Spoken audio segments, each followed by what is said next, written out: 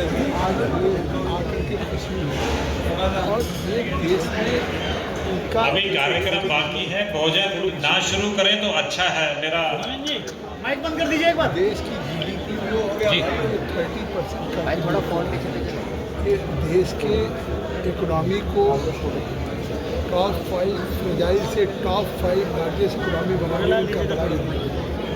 विकसित भारत जो नरेंद्र मोदी की कल्पना है उसको साकार अगर हम कर सकते हैं तो मीडिया स्मॉल माइक्रो इंडस्ट्री से ही कर सकते हैं।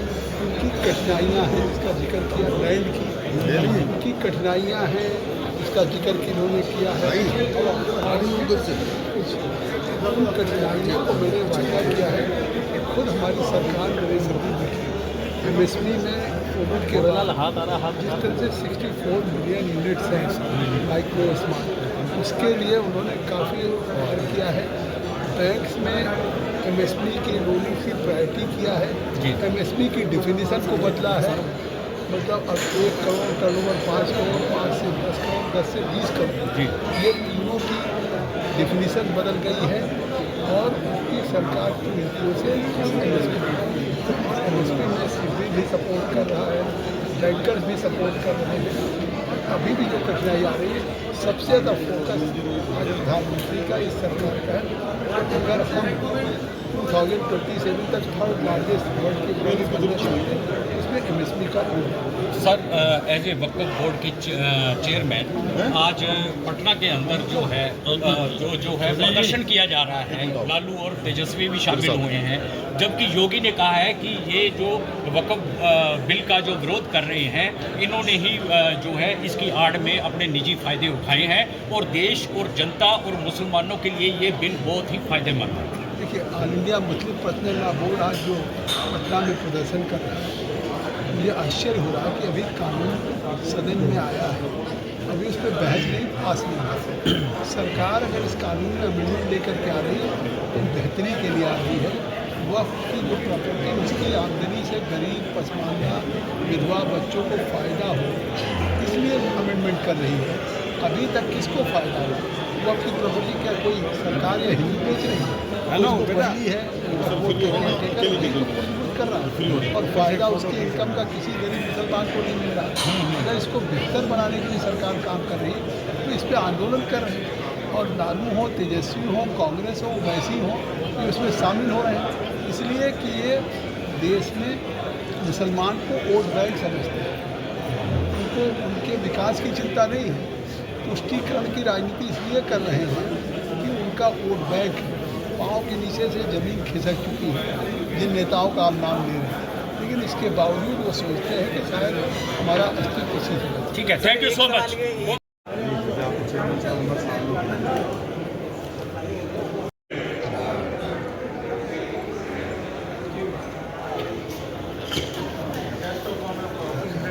गेस्ट ऑफ ऑनर कि इतना समय आपने दिया, जिसके लिए हम आपका बहुत बहुत आभार व्यक्त करते हैं। और आप ये भी बात कर रहे थे कि मुझे यहाँ क्यों बुलाया गया, तो माननीय मैं आपको बताऊं कि आईफोन एक ऐसी संस्था है जहाँ पर पद पर प्रतिष्ठित व्यक्तियों को सम्मानित करके उनसे व्यक्तिगत लाभ लेने की कोई उद्देश्य नहीं रहता। यहाँ उन्हीं व्यक्तियों को हम आमंत्रित करते हैं, निमंत्रित करते हैं जो स्वभाव में सरल हो, मन से सच्चे हों और कर्म से ईमानदार हैं।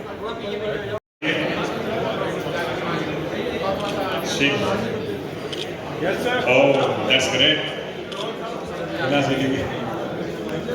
तो मैं बाद में निवेदन करूंगा, वो अपना वक्तव्य पूरा करेंगे। हाँ, बोल दीजिए।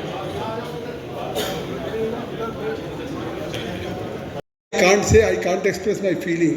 लेकिन for one thing I can assure you, एक चीज़ के लिए मैं सुनिश्चित कर सकता हूँ कि अगर आप दावा करते हो, वायदा करते हो कि हम अपने MSP के लिए सपोर्ट करते हैं, एडवोकेसी करते हैं, तो शायद हिंदुस्तान में जगदम्बिका पाल भी आपके MSP के लिए one of the best advocate साबित होंगे, ये मतलब बेस्ट। क्योंकि मेरे पास कोई पूंजी नहीं, मेरे पास मेरे जीवन की सबसे बड़ी पूंजी है मेरी सिंसियरिटी, मेरी निष्ठा और काम करने का पैशन, आप सब लोग you are contributing not only for you. लोगों को लग सकता है कि साहब नाउ ही has some either micro, small, medium type of industry, it may be in the eyes of the common man, या लोगों की निगाह में जैसे कहा कि हम उद्यमी हैं, हर आदमी को कहा जाता वकील साहब, डॉक्टर साहब, इंजीनियर साहब, चेयरमैन साहब, लेकिन हमको कोई उद्यमी साहब नहीं कहता।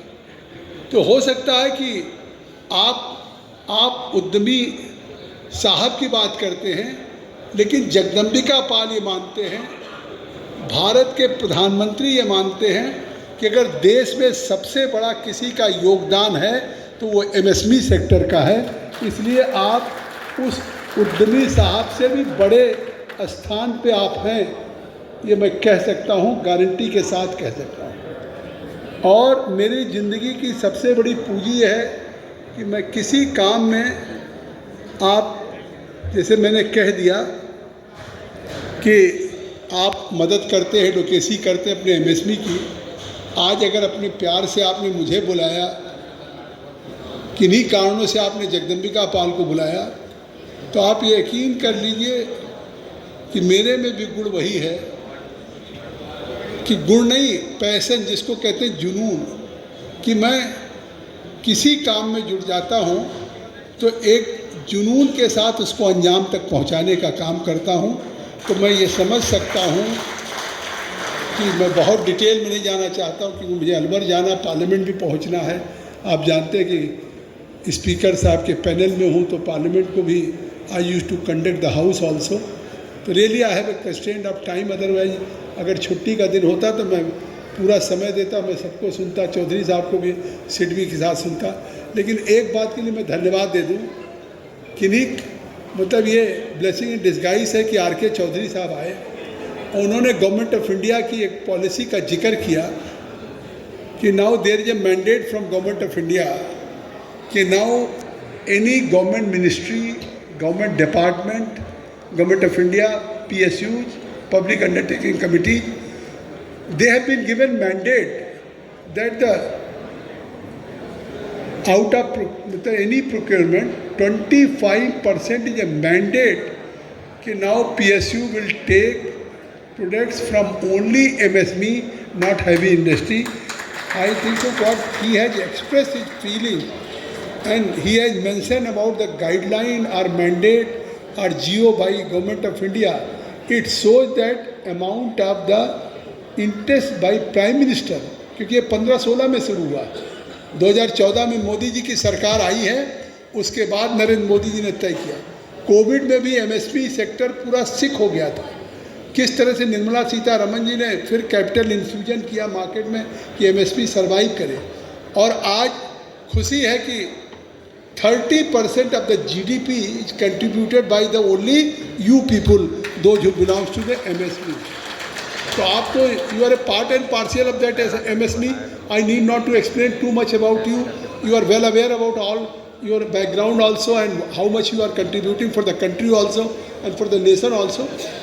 लेकिन मैं एक बात कह सकता हूँ कि आज MSME में आप 30% कर रहे हैं, 64 मिलियन मीडियम, स्मॉल, माइक्रो है, ठीक है कि 5% उसमें हैवी है, मतलब है, और उसके नीचे सभी स्मॉल माइक्रो हैं, या किस तरीके से कर रहे हैं। मैंडेट बताए कि आज आप देखते हैं स्टार्टअप में भी, मुद्रा लोन में भी प्राइम मिनिस्टर है टेकन डिसीजन कि एक SC ST होगा, एक महिला होगी।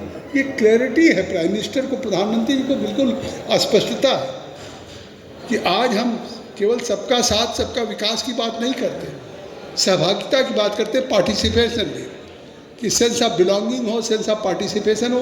वो कैसे हो सकता है? तो उन्होंने मैंडेट कर दिया है कि जो मुद्रा योजना होगी उसमें एक महिला इंटरप्रेन्योर होगी। आखिर कुछ हमारी इंटरप्रेन्योर बहनें आई मंच पे, तो कितना एक प्राउड फील हो रहा है, कितना कॉन्फिडेंस है। हमारे राष्ट्रीय अध्यक्ष की बहू भी हमारी इंटरप्रेन्योर है, तो ये फ्यूचर है।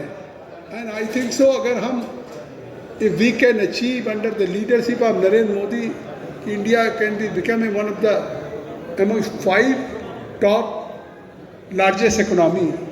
आप 2014 में कहाँ थे? 2014 में कहा जाता था कि भारत टॉप 5 फ्रेजाइल इकोनॉमी है, जहाँ दुनिया में हम एक तरह से बनाना रिपब्लिक कहलाते थे। दुनिया में हम लोग कहते थे भारत की तो इकोनॉमी पूरी फ्रेजाइल हो गई है, और जो दुनिया के 5 खराब देश हैं उस तरह से FDI यहाँ से लोग अपना इन्वेस्टमेंट वापस ले जा रहे थे, यूरोप में, साउथ अफ्रीका में, सब जगह। आज ईज ऑफ डूइंग बिजनेस में मोस्ट फेवरेट डेस्टिनेशन में आज इंडिया हो रहा है। आप सब जानते हैं, मैं बहुत उसमें विस्तार में नहीं जाना चाहता हूँ। तो आखिर और within 10 years under the leadership of dynamic leadership of Narendra Modi, if India can achieve one of the 5 amongst 5 largest economy, आप if you can beat to England economy, England 5 से बाहर हो गया, तो किसके बल पे? इसमें बड़ा योगदान MSME का है। तो इसलिए आप तो देश को दुनिया की इकोनॉमी में ला रहे हैं। आप साहब की बात करते हैं, आप तो देश के भाग्य विधाता हैं, और भारत को इस ऊंचाइयों पर ले जाने में आपका योगदान है। इसलिए कहीं न सोचिए, आती वो कठिनाइयों में नहीं जाना चाहता हूँ कि you felt it some time when inspector Raj was there, if any simple inspector came to your office और आपके पास 100 स्टाफ, उनसे ज़्यादा तनख्वाह दे रहे हैं, फिर what type of behaviour you have faced. I am quite aware about, and I think so I am not going to repeat all those things, लेकिन this is the reality also कि थानेदार साहब आ गए तो दिक्कत खड़ा कर दे रहे हैं, इंस्पेक्टर साहब आ गए तो खड़ा, SDM साहब आ गए तो, कोई भी अधिकारी आ गया तो लगता है वो खुदा आ गया। और वो MSP के उस योगदान को, या आप इंटरप्रेन्योर हैं, जो डिग्निटी ऑफ लेबर या जो आप कंट्रीब्यूट कर रहे हैं, उसकी जो रेस्पेक्ट होनी चाहिए वो नहीं है। ये बात सही समाज में, नहीं तो आज हम कहाँ से कहाँ तक होते। अरे बैंकर्स को नहीं है। आप इतनी एम्बिशियस प्लान बनाते हैं कि हम MSME में जाएंगे, और आप अपना तैयार करते हैं, प्रोजेक्ट रिपोर्ट तैयार करते हैं, बैंक के पास जाते हैं। बैंक से लोन लेने में कितनी दिक्कत होती है जब बैंक्स को, मतलब you are moving from pillar to post, और फिर सक्सीड कर गए तो इसलिए आप सिक हो जाते हैं कि आपको इंडस्ट्री की लोन तो मिल गया, लेकिन फिर इंडस्ट्री के लिए जो वर्किंग कैपिटल है वो मिला नहीं। तो आप लाइफ में इधर उधर घूमते हैं पागलों तरीके से कि हमने इंडस्ट्री खड़ी कर दी, अब वर्किंग कैपिटल कहाँ से लाएं? और फिर उसके बाद आपने जो पैसा लिया बैंक से, NPA हो गया, क्योंकि उनका मीटर बंद नहीं होता है, वो तो पहले दिन से मीटर चालू हो जाता है। और फिर जब NPA हो गया तो पता लगा NCLT के चक्कर में घूम रहे हैं, यहाँ घूम रहे हैं, सरफिसाई एक्ट देख रहे हैं। तो ये कठिनाइयाँ हैं, आपको कदम कदम पे फेस करना पड़ता है। लेकिन मैं बिल्कुल सहमत हूँ, आप कोई चीज़ बन सकते हैं, लेकिन उद्यमी बनना सबसे कठिन है। जो बन करके आपने दिखाया है वो वाकई आप काबिल तारीफ़ है। इसलिए मैं कहना चाहता हूँ, मैं क्या आपके सामने स्पीच दूँ, या मैं अपनी what type of sentiments I can express, या व्हाट फीलिंग। मैं तो यही कह सकता हूँ, मैंने कहा भी जब मुझको इनवाइट करने आए, एक फ्रेंड्स ऑफ MSME फोरम है जिसमें हम कुछ मेंबर ऑफ पार्लियामेंट्स हैं, शंकर लालवानी इंदौर से, राजेंद्र अग्रवाल जी थे, मेरठ से हम थे, और 8-10 लोग सिंसियरली लगे हुए। जो रिफॉर्म भी हो रहा है, गवर्नमेंट ऑफ इंडिया ने जो अपने एक्ट में रिफॉर्म किया है आपके MSME सेक्टर में, ये नहीं कह सकते कि हम लोगों का योगदान, लेकिन हम लोगों ने लगातार उसमें योगदान दिया, हाउस में भी और इसमें भी। मुझे आज खुशी है कि उस फोरम के साथ साथ आज मुझे iForum के साथ भी जुड़ने का मौका मिला है, और मैं साफ कहना चाहता हूँ कि iForum के साथ आप जुड़े हैं, आप बहुत अच्छे लोग हैं। और मुझे लगता है कि मैं जब बैठा था उस मंच पे, अब पता नहीं हमारे राष्ट्रीय अध्यक्ष जी जो बोलते जा रहे थे, उन्होंने एक बार फिर सोचा कि नहीं सोचा। उन्होंने बड़े प्राउड से कहा कि साहब हमारी संस्था में वही व्यक्ति हो सकता है जो अल्कोहलिक ना हो, या जो नॉनवेज ना हो, या जो ड्रिंक ना करता हो। तो इनको तो सोचना चाहिए था कि हमने चीफ गेस्ट बुलाया है, पता नहीं हो सकता नॉनवेज खाता हो, हमारी कम्युनिटी में लोग खाते हैं, बचपन से हमारी कम्युनिटी में खाते हैं। तो अगर मैं खाता होता, मैं अल्कोहलिक होता, तो शायद मैं गिल्ट फील करता कि बताइए, ये तो अपनी संस्था में ऐसे मुझको बुला के बिठाया है कि पूरी संस्था दे फील प्राउड कि now we are vegetarian and now we don't take even a drop of alcohol. लेकिन मैं अंदर से सोचता मैं तो खुद पीता हूँ और मुझको यहाँ इन्होंने चीफ गेस्ट बना रखा है, लेकिन गलत जगह आ गया हूँ। But I am very fortunate lucky कि मैं इस संस्था से एक कदम आगे हूँ। आप अल्कोहल नहीं लेते होंगे, आप अल्कोहल नहीं लेते होंगे, आप सिगरेट नहीं पीते होंगे, आप तंबाकू नहीं खाते होंगे, आप अंडा नहीं खाते होंगे, आप गोश्त नहीं, मछली नहीं खाते होंगे, जो बैठे हुए लोग हैं। लेकिन मैं आपसे आगे हूँ कि आप तो मान लिया नॉन अल्कोहलिक हैं, वेजिटेरियन हैं, लेकिन मैं इन सब के साथ आपके साथ हूँ।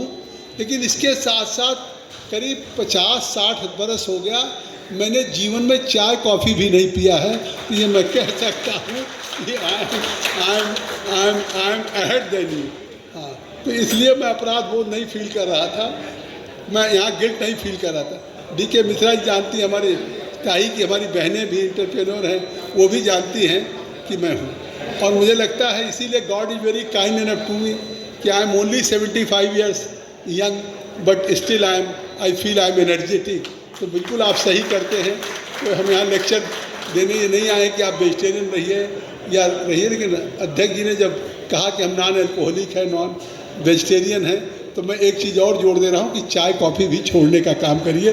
बहुत बहुत धन्यवाद। मैं इसी के साथ all India forum of MSME को, आईफोम को वायदा करता हूँ, पूरे ऑर्गेनाइजेशन को, इंडिविजुअल्स को ईमानदारी के साथ, हरियाणा गवर्नमेंट में ज़रूरत पड़ेगी, गवर्नमेंट ऑफ इंडिया में ज़रूरत पड़ेगी, यूनाइटेड नेशन में ज़रूरत पड़ेगी, आपको एक भाई की तरह से, परिवार के सदस्य की तरह से, एक अच्छे हितैषी की तरह से, एक जनप्रतिनिधि की तरह से, चट्टान की तरह से खड़े होकर के आपकी मदद करने का काम करूँगा। बहुत बहुत धन्यवाद। जय हिंद, जय भारत।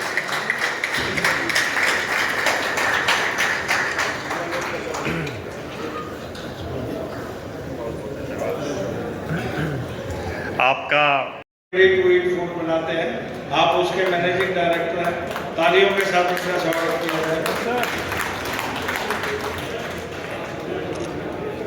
की तरफ से धन्यवाद करता हूं और आभार व्यक्त करता हूं कि आपने अपना कीमती समय निकाल के हमारे बीच में आए, जबकि चीफ हमारे गेस्ट साहब लगभग 1 घंटा लेट थे क्योंकि उनकी मजबूरी थी, पार्लियामेंट जाना जरूरी था। मुझसे पूर्व काफ़ी वक्ताओं ने आईफॉर्म के ऊपर काफ़ी प्रकाश डाला। आईफॉर्म का गठन क्यों हुआ, किस लिए हुआ? आपने देखा हमारे देश में और हमारे फरीदाबाद में बहुत सारी संस्थाएं हैं, वो बड़ी बड़ी संस्थाएं, बड़ी बड़ी एसोसिएशनें हैं जो चीफ गेस्ट को बुलाती हैं, एक टेबल पे अपना समझौता करती हैं और विस्की पीतियाँ चल पड़ते हैं। हमारे यहाँ जैसे चौधरी साहब ने कहा, सबसे पहला हमारा ब्रह्म कुमारी आश्रम में इसकी स्थापना हुई। पूनम दीदी हमारे बीच में हैं। हमने सबने ये ठाना कि हम कोई भी शराब नहीं पिएंगे, मदरा मीट नहीं खाएंगे, सात्विक भोजन करेंगे और 9 शाम को 8:30-9 बजे तक रात को अपनी कोई भी मीटिंगें ख़त्म कर देंगे।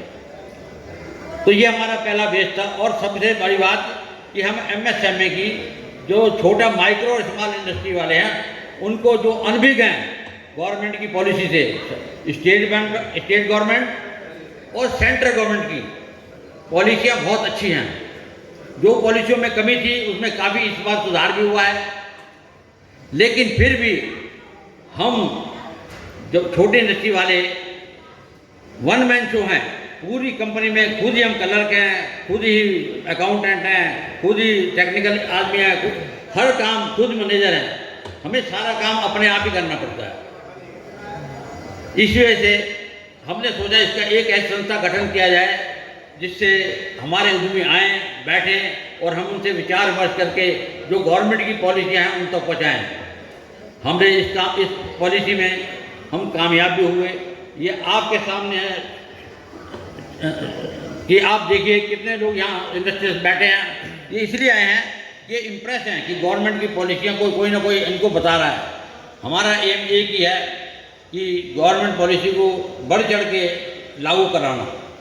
लेकिन सब कुछ ठीक होने के बावजूद भी हमारे में कुछ कमियां जरूर हैं गवर्नमेंट पॉलिसियों में।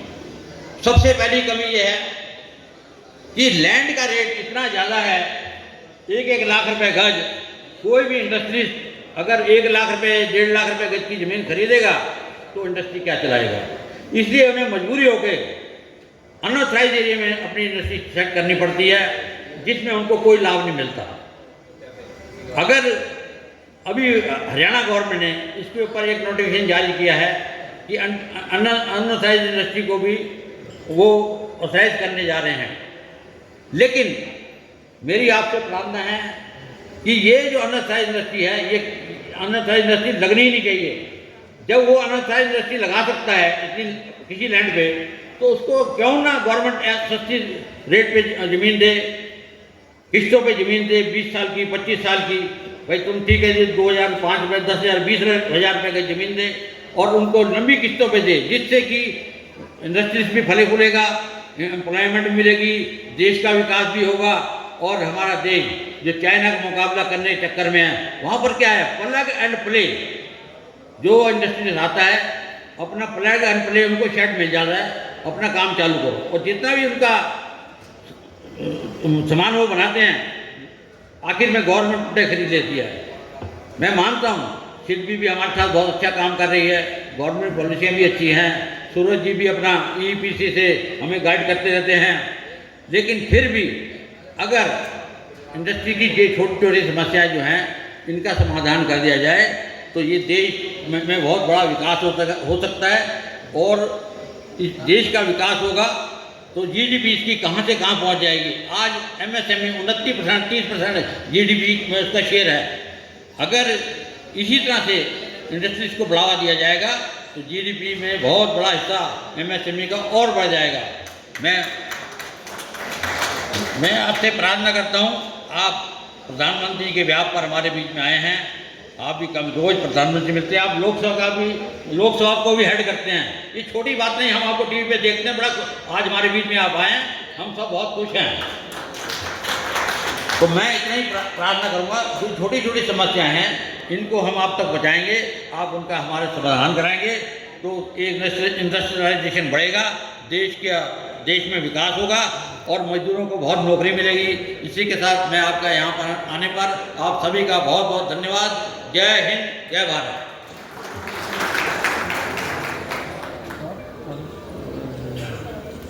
Thank you so much Kapoor साहब। आपकी